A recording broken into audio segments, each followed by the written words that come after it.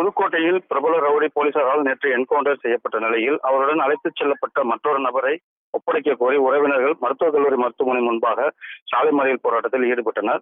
திருச்சி எம்ஜிஆர் நகர் பகுதியைச் சேர்ந்த துரை என்கிற துரைசாமி இவர் மீது 5 கொலை வழக்கு மற்றும் 60க்கும் மேற்பட்ட வழக்குகள் உள்ளது.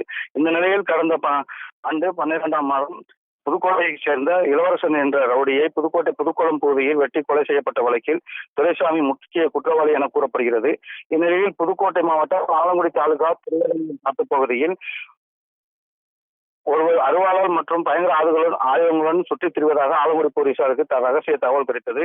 இது குறித்து தகவல் அறிந்த ஆலங்குடி காவல் நிலைய இன்ஸ்பெக்டர் முத்தையன் தலைமையில் உதவி ஆய்வாளர் மகாலிங்கம் உட்பட 4 போலீசார் திருவரங்குளம் காட்டுப்பகுதியில் சென்று தேடுதல் வேட்டை நடத்தினர். அப்போது போலீசாரை பார்த்து துரைசாமி தான் மறைத்து வைத்திருந்த பட்டா கத்தியை எடுத்து காவல் உதவி ஆய்வாளர் மகாலிங்கத்தை வெட்டியுள்ளார். இது மகாலிங்கத்திற்கு கையில் வெட்டுக்காயம் ஏற்பட்டு தற்போது அவர் ஆலங்குடி அரசு மருத்துவமனையில் சிகிச்சை பெற்று வருகிறார். மேலும் பிரபல ரவுடி துரைசாமி போலீசாரை தாக்கிவிட்டு தப்ப முயன்ற போது போலீசார் முதல் ரவுண்டு எச்சரிக்கையாக வானத்தை நோக்கி சுட்டுள்ளனர். அதையும் மீறி அவர் மேலும் போலீசாரை தாக்க முற்பட்டதால் போலீசார் துரைசாமி மீது என்கவுண்டர் செய்தனர். சம்பவ இடத்திலேயே ரத்த வெள்ளத்தில் உயிரிழந்தார். இதையடுத்து சுட்டுக் கொல்லப்பட்ட பிரபல ரவுடி துரைசாமியின் உடலை போலீசார் கைப்பற்றி புதுக்கோட்டை அரசு மருத்துவக் கல்லூரி மருத்துவமனையில் பிரேத பரிசோதனைக்காக அனுப்பி வைத்தனர். இந்நிலையில் பிரபல ரவுடி துரைசாமி காட்டுப்பகுதியில் மறைத்து வைத்திருந்த பட்டா கத்தி, நாட்டு துப்பாக்கி, பெட்ரோல் குண்டுகள் உள்ளிட்டவை போலீசார் பறிமுதல் செய்துள்ளனர்.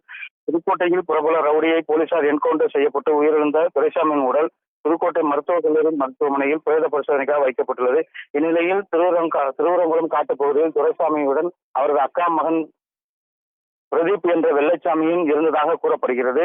இந்நிலையில் துரைசாமியை என்கவுண்டர் செய்யும் பொழுது பிரதீப் என்ற வெள்ளைச்சாமி என்ன ஆனார் என்று தெரியவில்லை என்று அவரது உறவினர்கள் இன்று புதுக்கோட்டை மருத்துவக் கல்லூரி மருத்துவமனையில் சாலை மறியலில் ஈடுபட்டனர்.